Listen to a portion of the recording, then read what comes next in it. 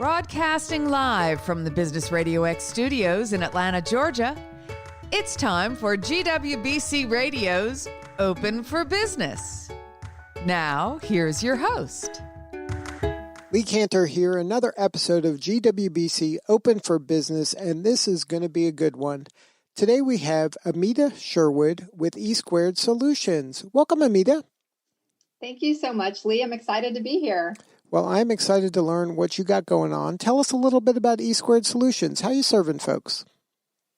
Sure. So E-Squared Solutions, we are a privately owned professional services firm. We work with mid and large size organizations to really empower their employees to drive and execute transformation. And so specifically what we do is we offer workshops, which have been a lot more virtual lately, but have been in person in the past, and advisory services. So, consulting services that are either, pre kind of packaged services or customized in many cases, as well as content, meaning, anything that we can offer as a workshop. Clients can purchase and license and really become more self-sustaining within their organizations. So how'd you get into this line of work? What was the catalyst behind the firm?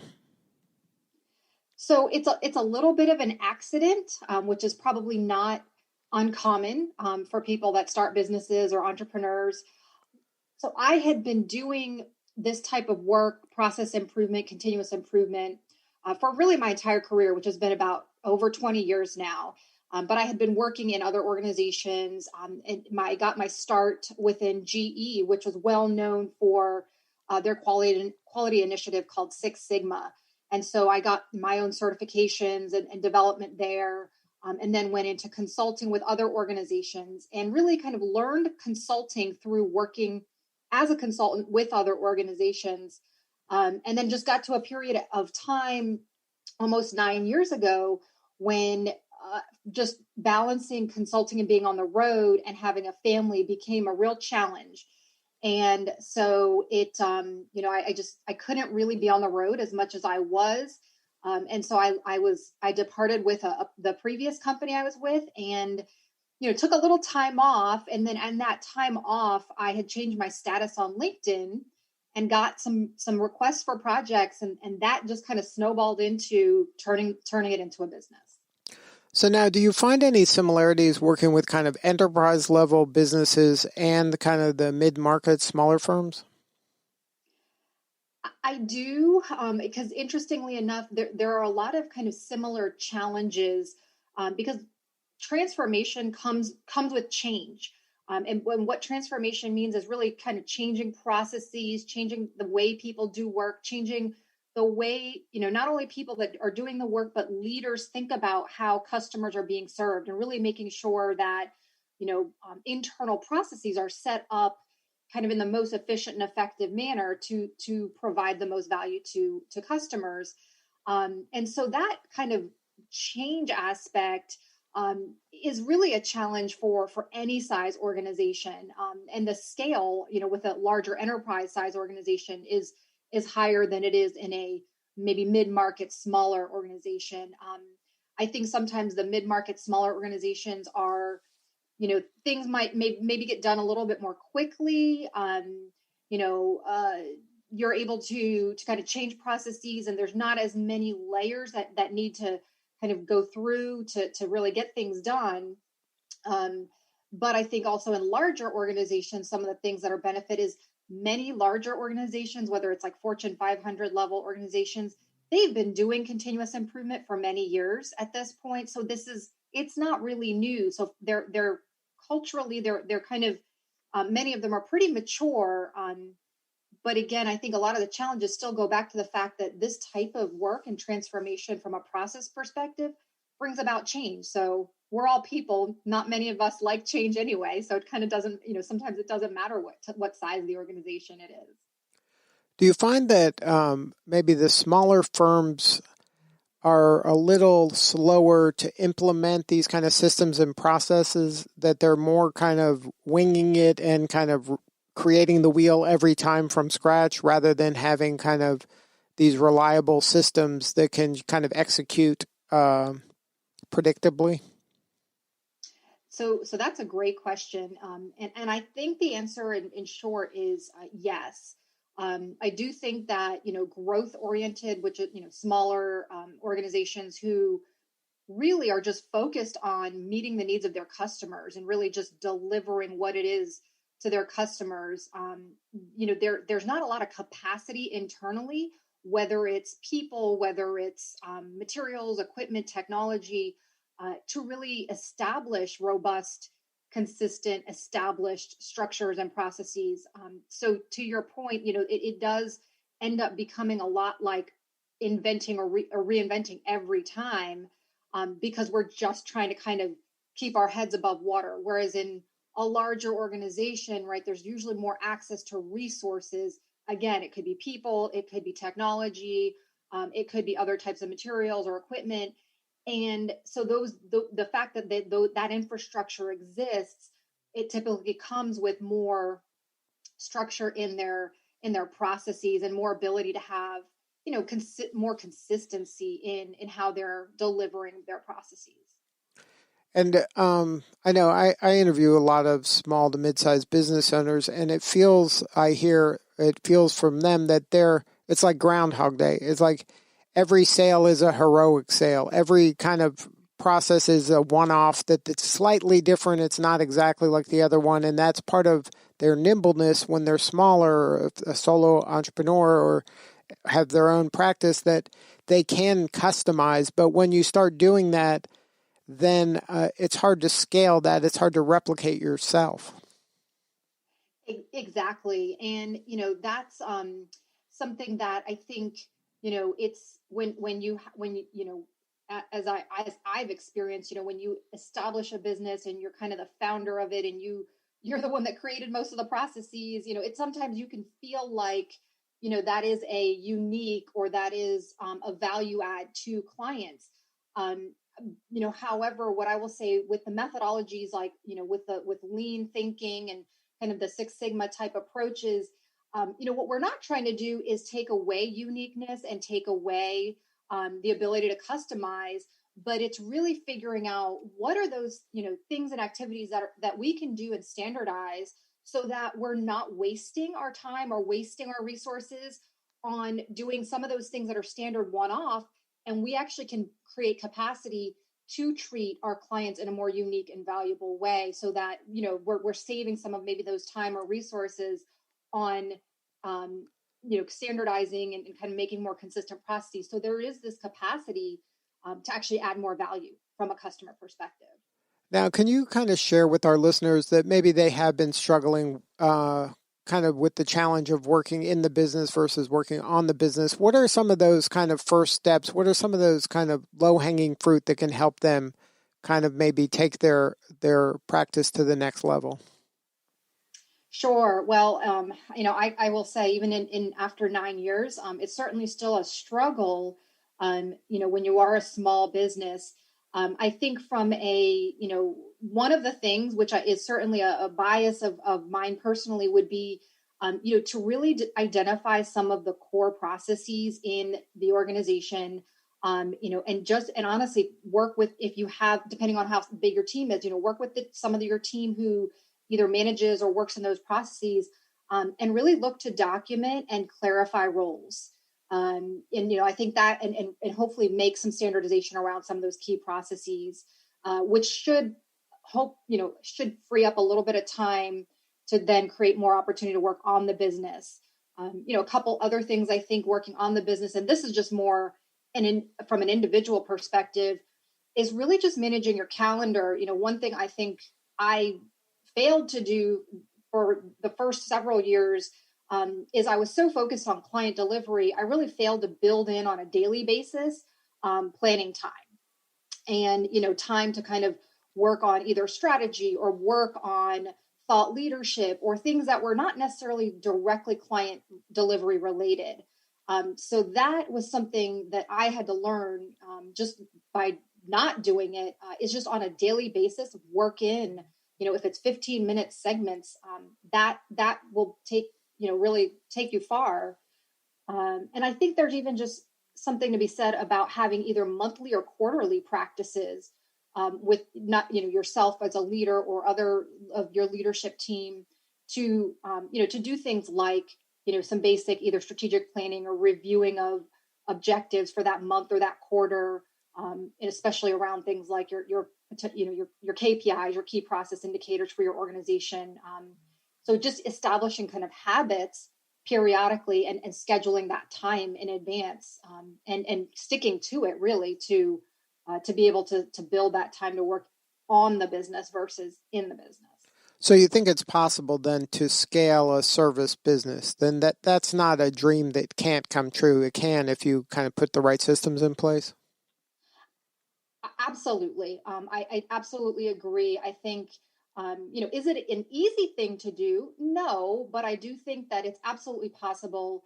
One of the things I've learned about a services business is there's an element of productizing your services. So, while being in the field of consulting is, you do want to treat each client uniquely. And that is the way we look at our clients and each of those relationships. But, what there also is there are standard, services in between either the workshops or advisory services. So to really, identify some of those standard productized kind of services and then focus on, delivering those, focus on, building a team that can deliver those for you, and support, whether it's the front end, whether it's marketing, sales, or back end around, customer service or client delivery. Yes, I think there's absolutely big opportunities around scaling a services business. And I mean, I don't know, I haven't even really gotten into the space of, what technology can do, right? This is right now as our businesses, it's just more of a people related business. And I look forward to kind of growing even through the use of technology.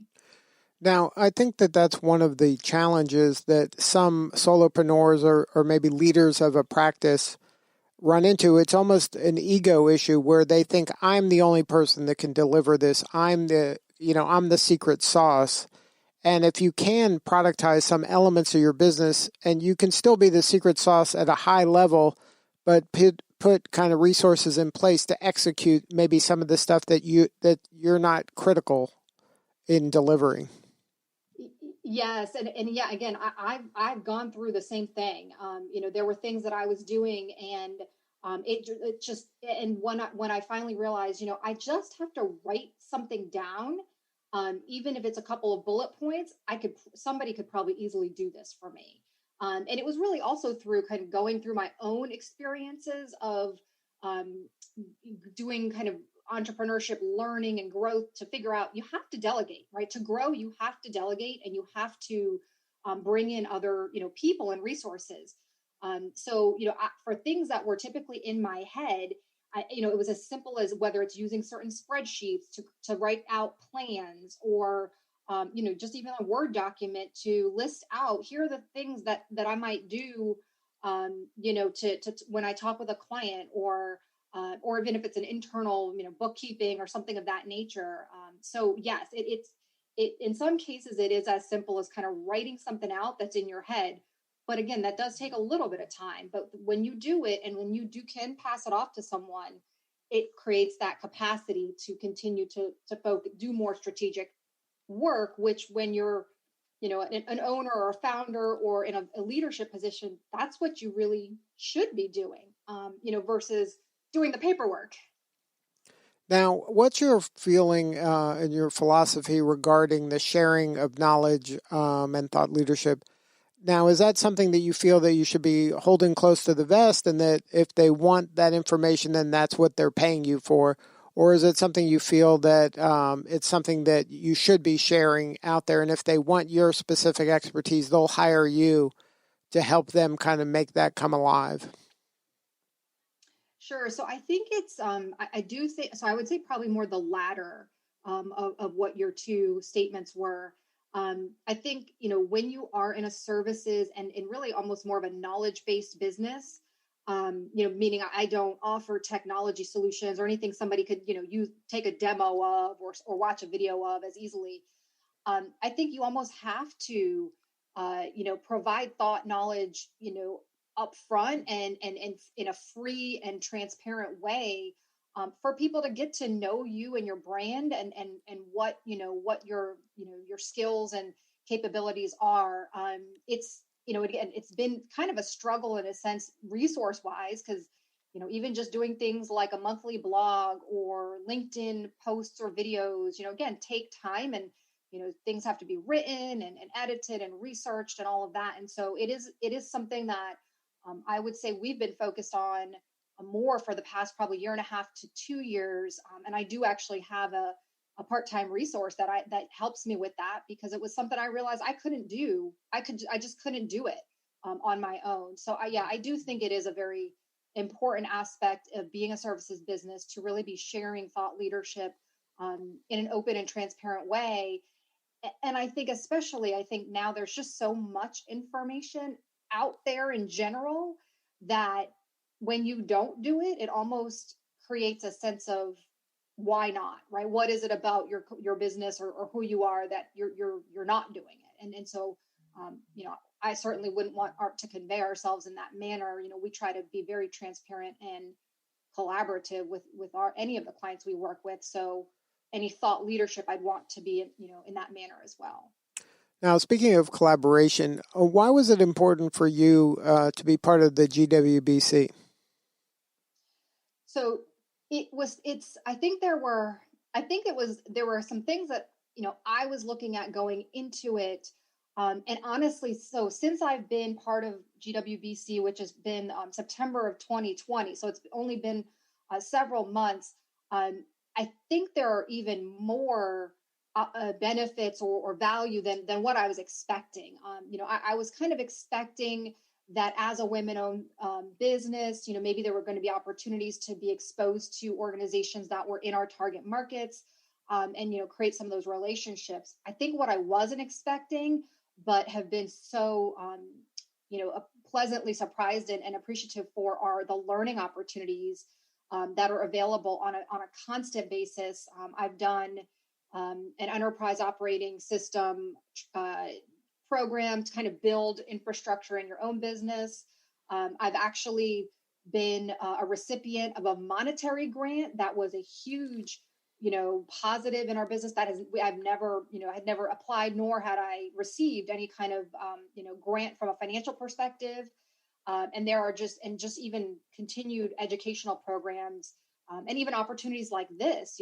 I just really honestly didn't know and understand the value and just seeing it more and more, even in these first few months. So now, if a client or prospective client was interested in services from you or services like the ones you deliver, what is kind of the pain that they're going for where E-Squared Solutions is the solution? Is there kind of a first contact, like an early project that you guys work on that helps kind of introduce your services? There are, and it kind of is. It is dependent on, in some cases, maybe the size of the organization. In other cases, really where they are in their journey of, transformation or continuous improvement. So you had mentioned like smaller or mid-market kind of clients. Many of them, may really not have any formal continuous improvement structures built into their organizations yet. So in those cases, it may be that we're really just being brought in because there's a specific business problem they're trying to tackle. Like, if, for example, I had a small retail client a couple years ago who, they had recently had a huge growth. They were hiring a whole bunch of new operators.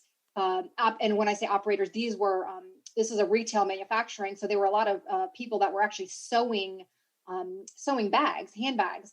And their challenge was, they really couldn't get these people on board and trained and making quality bags in a shorter or fast time frame. So, we went in and helped to just set some standard processes, really, watch and record what people were doing, how they were doing it, some of the experienced operators, and then documenting and training on those new processes.